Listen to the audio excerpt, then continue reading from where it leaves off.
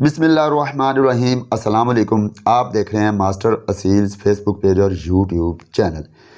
कुरीज़ और ब्रीडिंग का मौसम चल रहा है। यही मौसम है कुरीज़ का और यही मौसम है ब्रीडिंग का।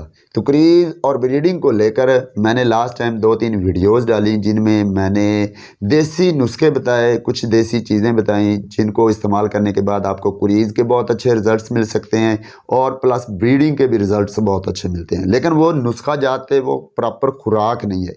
आज की वीडियो में हम खुराक पे डिस्कस करेंगे कि आप अपने असीलों में कौन सी खुराक इस्तेमाल करें, कौन सा मिक्स दाना, उस मिक्स दाने में क्या क्या चीज़ें शामिल होंगी और उन चीज़ों का फ़ायदा क्या होगा, इस बारे में आपको आगाह किया जाएगा। मिक्स दाना स्पेशल ये 3-4 महीने जो क्रीज़ और ब्रीडिंग के चल रहे हैं, जिनमें जून जुलाई अगस्त के बाद जी सितंबर अक्टूबर नवंबर और दिसंबर तक तकरीबन ये आपका मिक्स दाना जो अब चलना है, यही मेन टाइम है कुरीज़ का और ब्रीडिंग का। जून जुलाई अगस्त जो पीछे गुजर गया वो कुरीज़ की आगाज़ का मौसम था, लेकिन अब ये पीक टाइम है। इस दौरान मुर्गे गुल निकाल रहे होते हैं, पुराने पर झाड़ रहे होते हैं, तो इस दौरान खुराक का बहुत असर होता है। नुस्खों के साथ साथ आपकी खुराक बेहतर होनी चाहिए और ज़्यादा मैं रिकमेंड करूँगा खुराक अगर अच्छी है तो नुस्खे बाज़ औक़ात ना भी लगाएं तो आपकी खुराक ही वो फ़ायदा दे देगी। नुस्खे लगाना हमारा शौक़ है, हमारी मजबूरी है। हम शौक़ को बेहतर बनाने के लिए नुस्खे लगाते हैं, लेकिन अगर आप खुराक को बेहतर करते हैं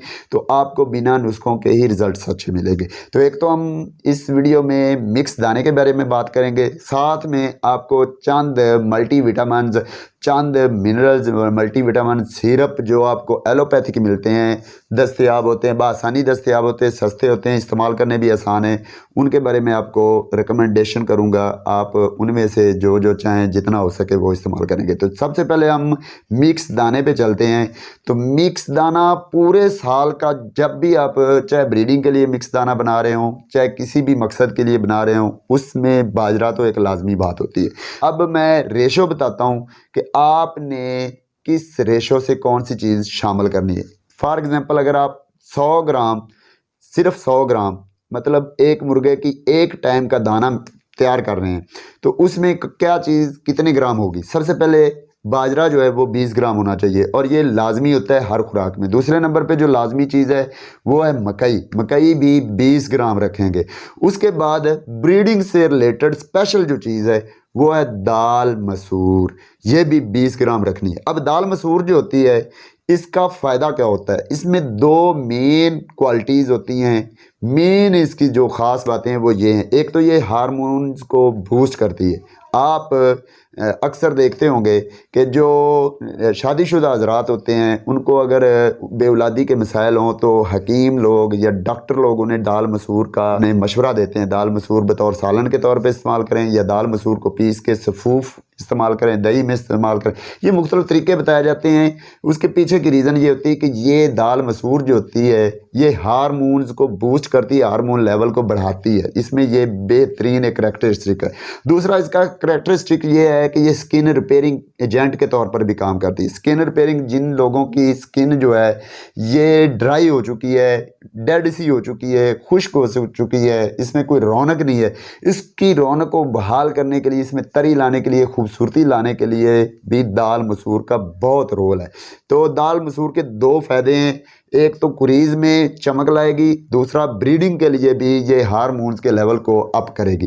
तो ये 3 चीज़ें तो मेजर हैं आपकी खुराक में। 100 ग्राम बनाने के लिए 20 ग्राम, मैंने दोबारा बताता हूँ, 20 ग्राम बाजरा, 20 ग्राम मकई और 20 ग्राम दाल मसूर है। ये टोटल 60 ग्राम होगी। इसके बाद आपने मेथी दाना जो है 10 ग्राम डालना है। मेथी दाना क्या असर करेगा कि ये जहरबाद वगैरह को ये रफ़ा करेगा। जहरबाद के ख़िलाफ़ ये बहुत इफ़ेक्टिव होता है, क्योंकि यही मौसम होता है जिस दौरान जहरबाद मुर्गों को हो रहा होता है। एक तो क्रीज़ की वजह से उनकी इम्यूनिटी नीचे आई होती है, उनमें बहुत सारे विटामिन नीचे आए होते हैं, तो साथ में जहरबाद अपना असर दिखाना शुरू कर देता है, खून में जहरीलापन आना शुरू हो जाता है। तो उसको रफ़ा करने के लिए मेथी दाना आप अपने दाने में इस्तेमाल करेंगे। मेथी दाना 10 ग्राम। उसके बाद इलसी।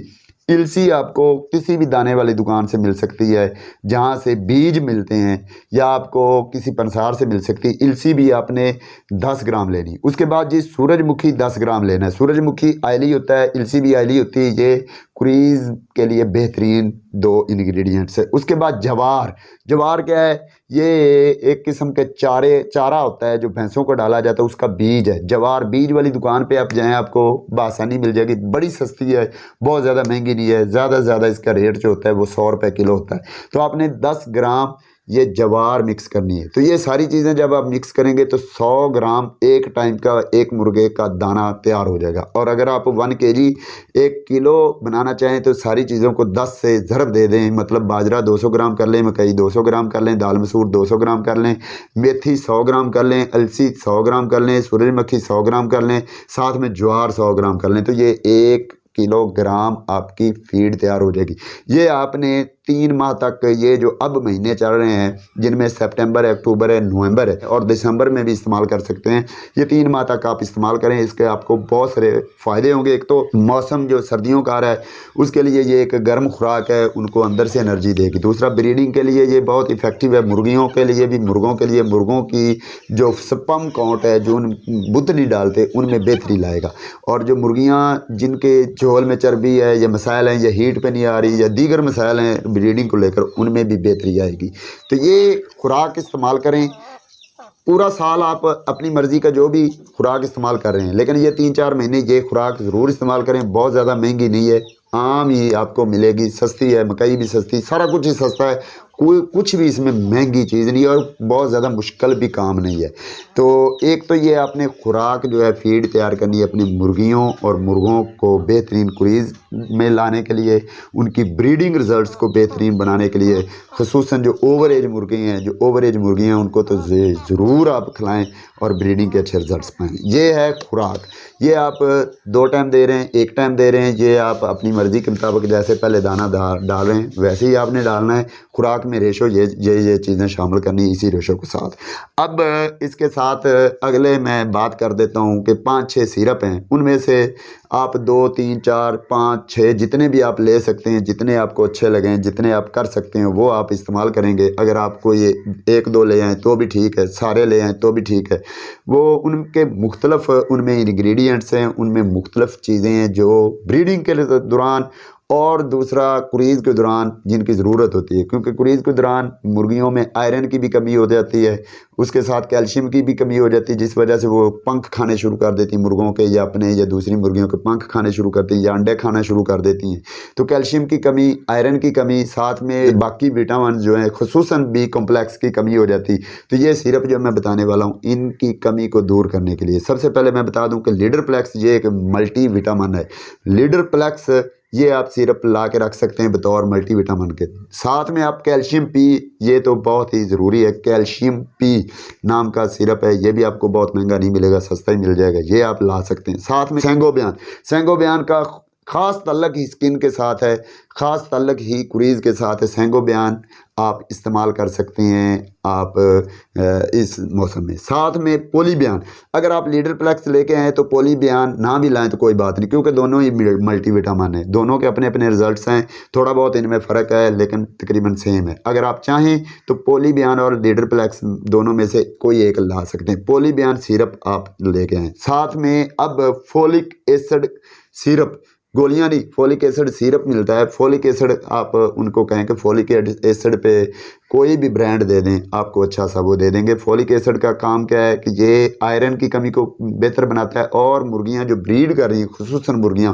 उनके अंडों की रेशो, उनके अंदर अंडों के अंदर जो जर्दी होती है उसकी शेप, उसमें आयरन को पूरा करना इस फोलिक एसिड से होता है। तो अंडे साइज़ में अच्छे होंगे, रेशो में अच्छे होंगे, अंडों की फर्टिलिटी अच्छी होगी। फोलिक एसिड का इस्तेमाल करें। साथ में कैलोफर, कैलोफर CALOFER, कैलोफर सिरप होता है। बेसिकली तो ये सिरप होता है बच्चों को मट्टी छुड़वाने के लिए, लेकिन इसमें जिंक भी होता है, इसमें आयरन भी होता है, इसमें और भी इंग्रेडिएंट्स होते हैं जो कि हमारे जिस्म की ग्रोथ, हमारे जिस्म में रिपेयरिंग और बहुत सारी दूसरे अफ़ाल को बहाल करता है कैलोफर। तो ये भी आप लेकर आ सकते हैं, इसका इस्तेमाल करना है। अब इनका इस्तेमाल करना कैसे है, आपने एक वक्त में एक इस्तेमाल करना है। आप एक दिन में मिसाल के तौर पर पहले दिन आप लीडर प्लेक्स को इस्तेमाल करना चाहते हैं तो आप 1 लीटर पानी में 1 ढक्कन उसका भर के उसको मिक्स करें और मुर्गियों के आगे आप ऑफ़र कर दें। दूसरे दिन आपने सादा पानी इस्तेमाल करना है, दूसरे दिन आपने सिरप नहीं लगाना, तीसरे दिन आप कैल्शियम पी, इस तरह चौथे दिन फिर सादा पानी, एक दिन सादा पानी और एक दिन आप कोई सिरप लगा लें। जितने लेके आएँ वो टर्न बाई टर्न आप इस्तेमाल करते रहें, तो यही तरीक़ाकार होगा। इसके साथ साथ अब क्रीज़ को मज़ीद बेहतर बनाने के लिए आप और क्या क्या कर सकते हैं, बादामों का इस्तेमाल और जो मैंने नुस्खा जात बताए हैं, जिनमें मैंने वो आलमंड वाला बताया है, जिसमें मगज़ बताए हैं, जिसमें आपको खुसूसन मस्तगी रूमी बताई थी, तो वो वाला आप नुस्खा भी इस्तेमाल कर सकते हैं साथ में। और अगर नुस्खा, क्योंकि वो उसमें आलमंड है, उसमें मगज़ हैं, उसमें आयली चीज़ें, तो इस दौरान उनको अंदर थोड़ी बहुत आयली ज़्यादा हो सकता है, तो उसी के लिए ही मेथी दाना आपको रिकमेंड किया है। मेथी दाना आप इस्तेमाल करें। क्रीज़ के लिए एक और टिप बता दूं कि कभी कभार हफ्ते में 1-2 दफ़ा अपने मुर्गे के ऊपर शावरिंग ज़रूर किया करें पानी की। पानी में आप सादा पानी नहीं इस्तेमाल करना, उसमें हल्का सा नमक इस्तेमाल कर लें। नमक वाला पानी आप उसके पंखों को आस्ता आस्ता कच्चे गुल्लों तो उनको ज़्यादा ना छेड़ें क्योंकि टूट जाते हैं, तो उनकी दुम में उनके पल्लों को उठा के नीचे शावरिंग करें। 1-2 दिन ठहर के दूसरा दही का पानी, दही के पानी जो ऊपर निथारने के बाद दही नीचे होती है, ऊपर पानी लस्सी नुमा पानी जो आ जाता है वो उसकी शावरिंग करें। इस तरह आप बदल बदल के शावरिंग करते रहें, कभी पानी नमक मिला और कभी दही, तो इसके साथ आपके मुर्गों की क्रीज़ अच्छी होगी। और कोशिश करें, अगर आप मुर्गे की टेल और दुम बहुत लंबी बनाना चाहते हैं तो उस मुर्गे को मुर्गियों में ना छोड़ें, बंद रखें। बंद रख के उसकी 2-3 महीने बंद रखें, बंद रख के ही उसकी आप क्रीज़ अच्छी कर सकते हैं, बहुत अच्छी क्रीज़ होगी। तो ये मेरा ज़ाती तजर्बा है। और अगर आप ब्रीडिंग में लगाएंगे या आप खुले छोड़ेंगे तो उसकी जो कच्चे गुल होते हैं वो टूट जाते हैं, जिस वजह से क्रीज़ थोड़ी बहुत कम रह जाती है, उसमें नक्स रह जाते हैं। तो बहरहाल आज की वीडियो यहीं तक थी। उम्मीद करता हूँ आपको आज की वीडियो में बहुत कुछ सीखने को मिला होगा, आपके नॉलेज में इजाफा हुआ होगा, आपको ये वीडियो पसंद भी आई होगी। आपको इसमें जो जो मैंने चीज़ें बताई वो सब आपको ना सिर्फ पसंद आई होंगी बल्कि उनकी समझ भी आ गई होगी। तो अगर आपको ये वीडियो अच्छी लगी हो तो लाइक और शेयर करना तो इसका हक बनता है। अगली किसी बेहतरीन वीडियो के साथ दोबारा हाज़िर होऊंगा, तब तक के लिए अल्लाह हाफिज़।